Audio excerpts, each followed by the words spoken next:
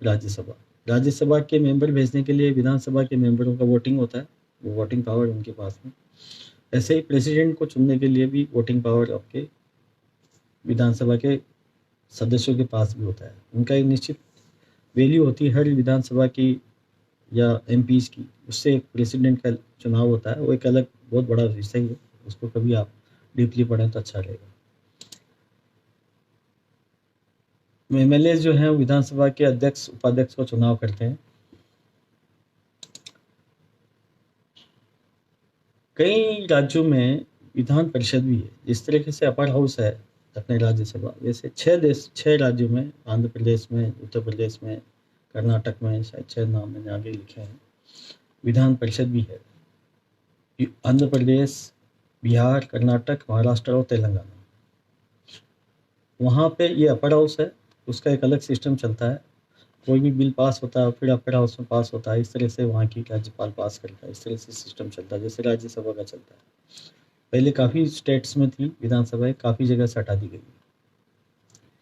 अब जो हिंदुस्तान की जो व्यवस्थाएं हैं उसको चलाने के लिए एक डिस्ट्रिक्ट कलेक्टर आता है। फिर इसके बाद जब अपन ऊपर की व्यवस्थाएं देख ली तो डिस्ट्रिक्ट कलेक्टर के पास क्या क्या पावर है। मैं ये सारी चीज़ें इसलिए बता रहा हूँ कि अपन को हिंदुस्तान में कौन कौन व्यक्ति किस किस तरह की पावर लेके काम करता है और किस तरह की पावर उनके पास में, ताकि अपनी नॉलेज ज़्यादा से ज़्यादा बढ़ सके। डिस्ट्रिक्ट कलेक्टर की जो पोस्ट क्रिएट गई थी सन 1772 में, वारेन हेस्टिंग जो यहाँ का गवर्नर था उसने लागू की थी। The main function of the district collector were to supreme general administration, supervise general administration, supervise करता है जनरल एडमिनिस्ट्रेशन पूरे अपना एरिया का। To collect land and revenue, land और रेवेन्यू कलेक्ट करने का उसके पास अधिकार है। Maintain land order situation district में उसके पास अधिकार है। He is the head of the revenue organization, जो अपना राजस्व है उसका हेड है ये। उसकी पास पावर है, डिस्ट्रिक्ट मजिस्ट्रेट की पावर है, डिप्टी कमिश्नर की पावर है, चीफ प्रोटोकॉल ऑफिसर ये है, चीफ डेवलपमेंट ऑफिसर ये है, एक्स ऑफिशियो चेयरमैन है अपने डेवलपमेंट अथॉरिटी का। सेंसस का वर्ग का हेड है, जो भी अपनी जनगणना होती है। इलेक्शन का हेड है, इलेक्शन जब होते हैं तब वो कलेक्टर सुप्रीम पावर में होता है कलेक्ट्री डिस्ट्रिक्ट में। सेक्रेटरी पोस्ट होती है। ये सारा जैसे ये जो पोस्टें चलती है इसमें राज्य स्तर पे सेक्रेटरी होता है, चीफ सेक्रेटरी। देश में सबसे बड़ी पोस्ट होती है सचिव की, वो कैबिनेट सेक्रेटरी। हर एक क्षेत्र में सेक्रेटरी, ये सारे जितने भी IAS officer, senior IAS officer है वो लोग बनते हैं। ये कलेक्टर्स की पावर मैंने आपको बताई ब्रीफ में।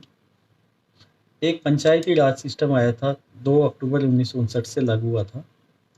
डिस्ट्रिक्ट लेवल पे जिला प्रमुख, जिला पंचायत होती है। ब्लॉक लेवल पर प्रधान, उप प्रधान होते हैं। पंचायत समिति लेवल पे अपने सरपंच होते हैं, उप सरपंच होते हैं, वार्ड मेंबर होते हैं। ये पंचायती राज सिस्टम भी अपने यहाँ चलता है।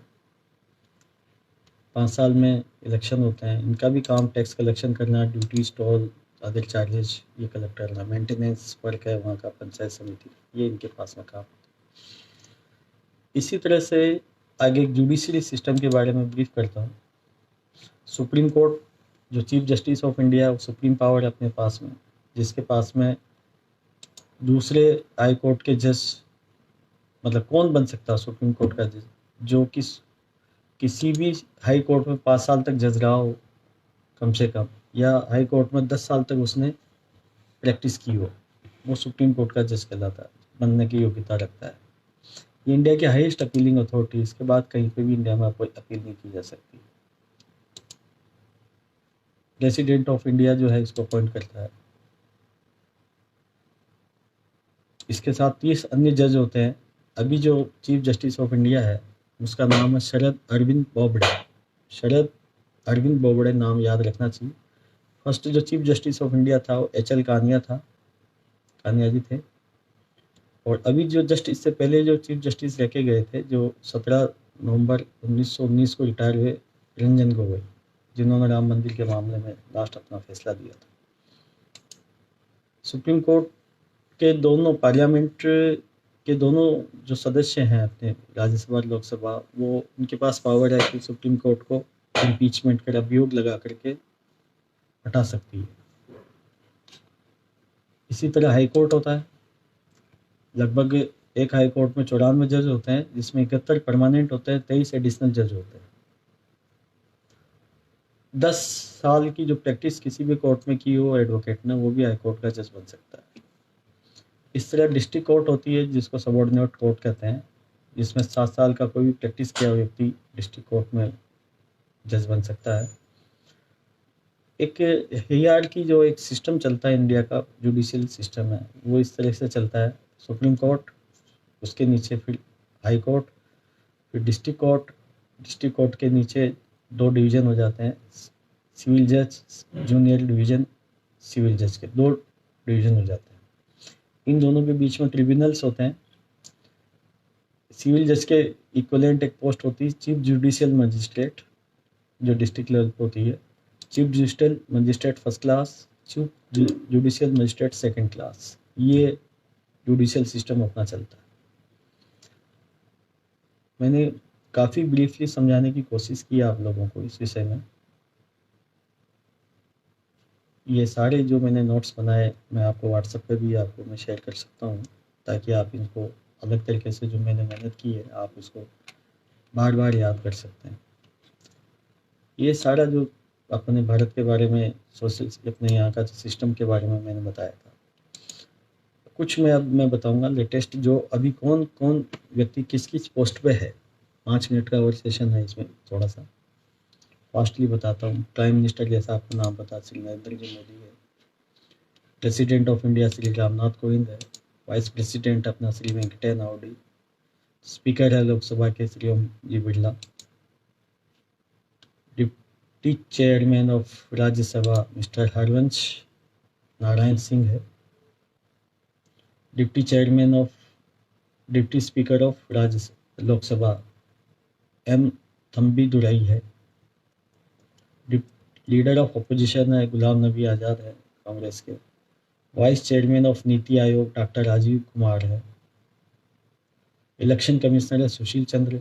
चीफ इलेक्शन कमिश्नर है Shri Sunil Arora. Chairperson national human right commission NHRC justice HL Dattu. Controller and auditor general of India, जो भी सारे गवर्नमेंट के खर्चे वगैरह का कंट्रोल और उसका जो ऑडिट करता है, Shri Ravi Maharshi. Chairman national commission for backward classes NCBC Bhagwan Lal Sahni. Chairman UPSC Shri Arvind Saxena. Chairman national commission for farmers doctor MS Swaminathan. Chief information commissioner CIC Shri Vimal Julka. ये कुछ महत्वपूर्ण पोस्टों पे लोग हैं। ये गवर्नमेंट के लोग हैं। प्राइवेट सेक्टर में जो महत्वपूर्ण लोग हैं, chairman Tata and sons Shri Natarajan Chandrasekaran. Chairman Reliance Industries Shri Mukesh Ambani, आपको ध्यान में है। Chairman Mittal Arcelor steel Shri Lakshmi Mittal. Chairman Biocon miss Kiran Mazumdar. MD and CEO of ICICI bank Sandeep Bakhshi. HCL technology के चेयरमैन है Shiv Nadar.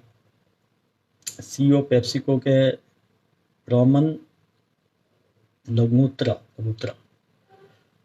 MD and CEO है एक्सिस बैंक के अमिताभ चौधरी।